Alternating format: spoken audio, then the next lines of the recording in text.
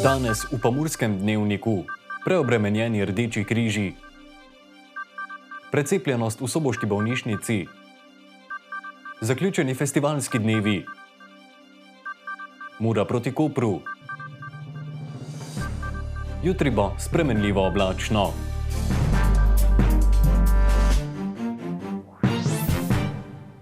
Spoštovane gledalke, cenjeni gledalci, lepo pozdravljeni. Stiske ljudi so se marsikje poglobile, s tem pa so večje breme nase prevzele humanitarne organizacije, ki se z muko trudijo razdeliti količino hrane med pomoči potrebne. Na Rdečem križu Ptuj poročajo celo o 20-odstotnem povišanju potreb na ptujskem območju v času korona krize. Sredstev za nakup dobrin pa je malo. Pomoči potrebnim pomagajo s prehranskimi paketi pomoči, znotraj Karitasa pa pomagajo tudi otrokom, da bodo ti s torbo polno novih zvezkov lahko v septembru ponovno sedli med šolske klopi.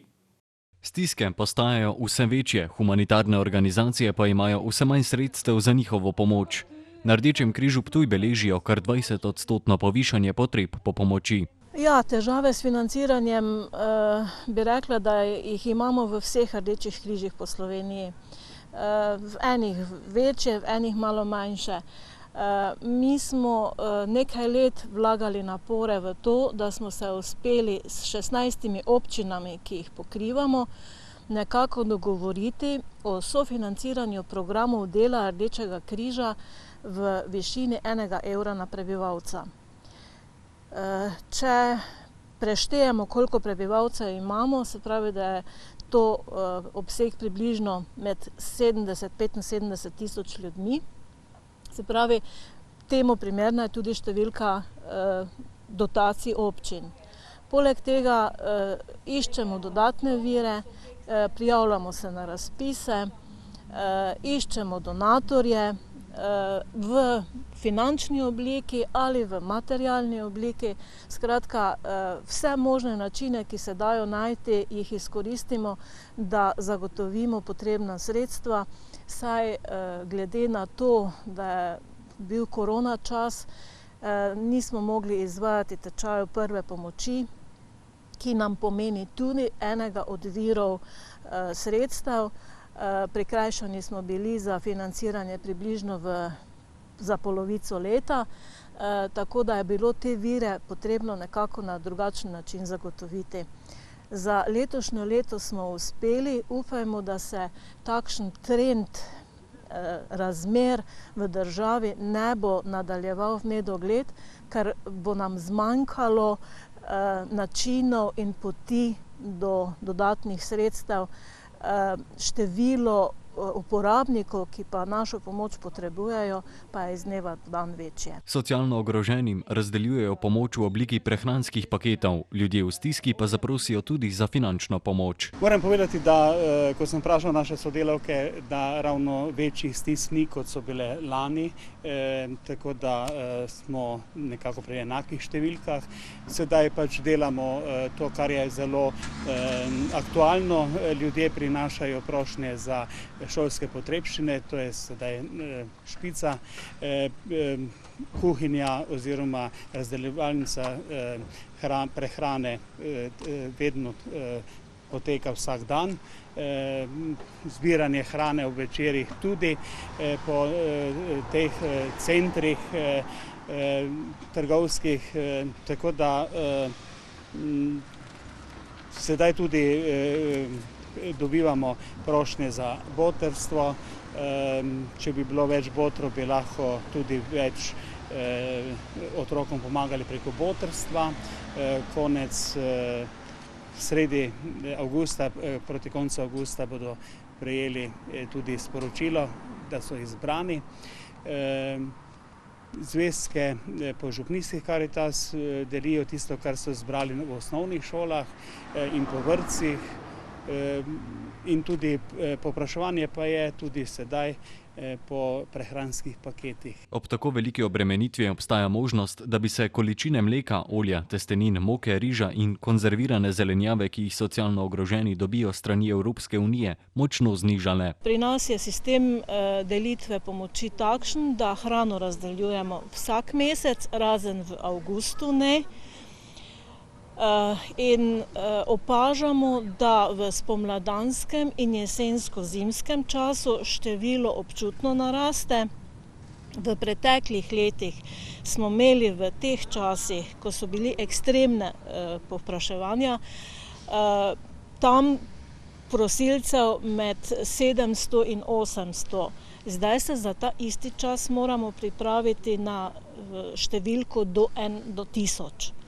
V poletnem času je pa situacija malo blažja. V tem času pa se ljudje znajdejo na različne načine, si obdelujejo vrtove, si pač pomagajo.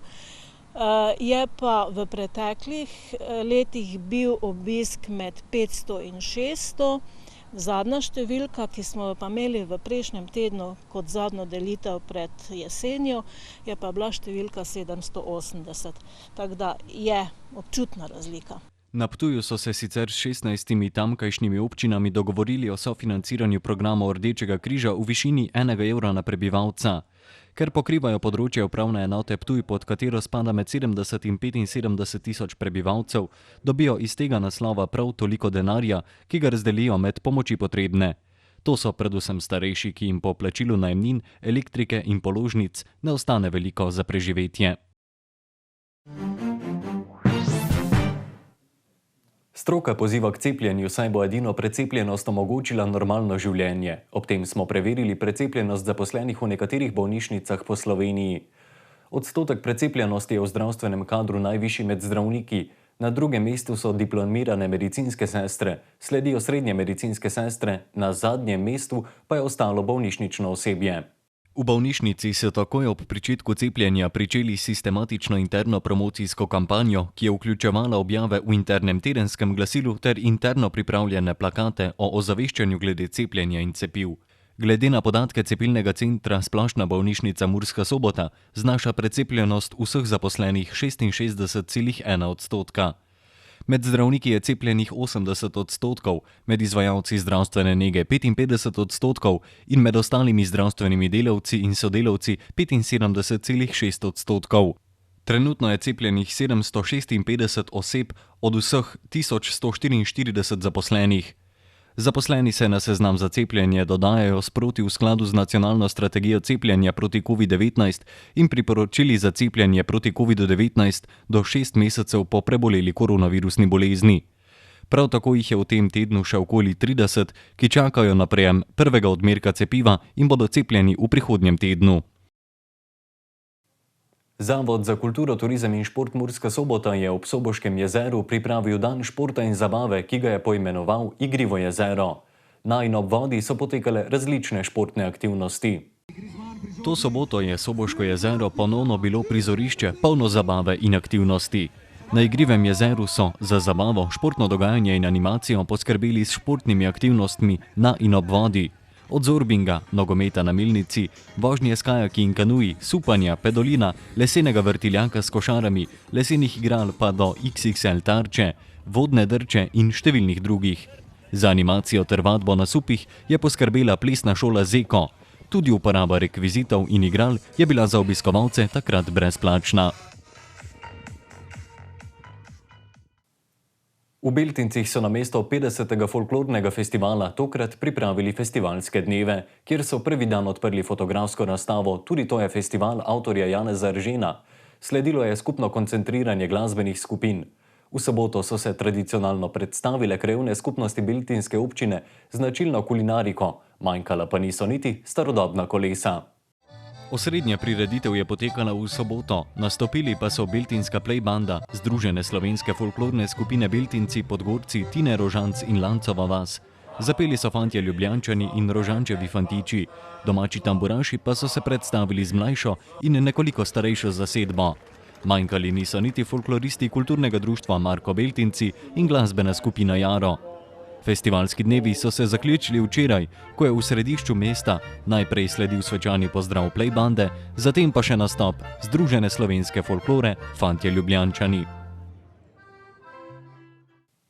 V soboto so črno-beli odigrali drugo tekmo v letošnji prvi ligi Telemach. Po srečanju s Taborom iz Sežane so se murskosoboški nogometaši odpravili v Koper, kjer jim sreča ni bila naklonjena, saj so tekmo zaključili z rezultatom 3-2 v prid Kopru.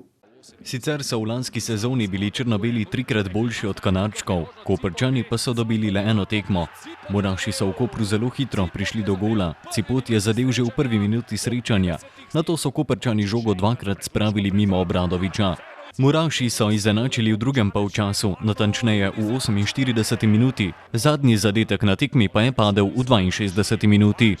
V končnici tekme sta imela Amadej Maroša in Klemen Šturm izjemni priložnosti za izenačenje, a se domača mreža ni več zatresla in ostalo je pri rezultatu 3-2. Po tekmi pa smo pred kamero ujeli tudi trenerja črno-belih. Ja, da daš 2 gola v Kopru in tekme ne zmagaš, je malo čudno. Dejstvo je, da je Koper bil zelo konkreten, imel te prehode v kontranapad, pol kontre zelo dobre, realizirali svoje priložnosti in glede na to, da so dali en gol več kot mi, zaslužno zmagali. Časa za počitek pa kot ponavadi ni, saj Muraše že v sredo ob 20. čaka povratna tekma v Bolgariji, v soboto 31. julija ob 17. pa na Fazaneriji še srečanje z ekipo Brava. Jutri bo spremenljivo oblačno, več pa v vremenski napovedi. Danes smo imeli jasen dan s temperaturami okrog 29 stopinj Celzija. Opoldne smo v Krajinskem parku Goričko namerili 28 stopinj, v Radencih in v Murski Soboti 29 ter v Lendavi prav tako 29 stopinj Celzija. Jutri bo na vzhodu delno jasno, drugod spremenljivo oblačno. Zlasti v zahodni in osrednji Sloveniji se bodo pojavljale plohe in nevihte. Ponekod bo pihal jugozahodni veter. Najnižje jutranje temperature bodo v severovzhodni Sloveniji, v Murski Soboti in Mariboru okoli 19 stopinj, dnevne pa okoli 31 stopinj Celzija. V sredo in v četrtek bo sončno in spet bolj vroče, ponekod bo še pihal jugozahodnik. Temperature v naših krajih se bodo zjutraj gibale okoli 18 stopinj, dnevne pa okoli 33 stopinj Celzija. Toliko smo vam imeli povedati v današnjem Pomurskem dnevniku, več informacij pa najdete na naši spletni strani. Ostanite v naši družbi in nasvidenje do jutri.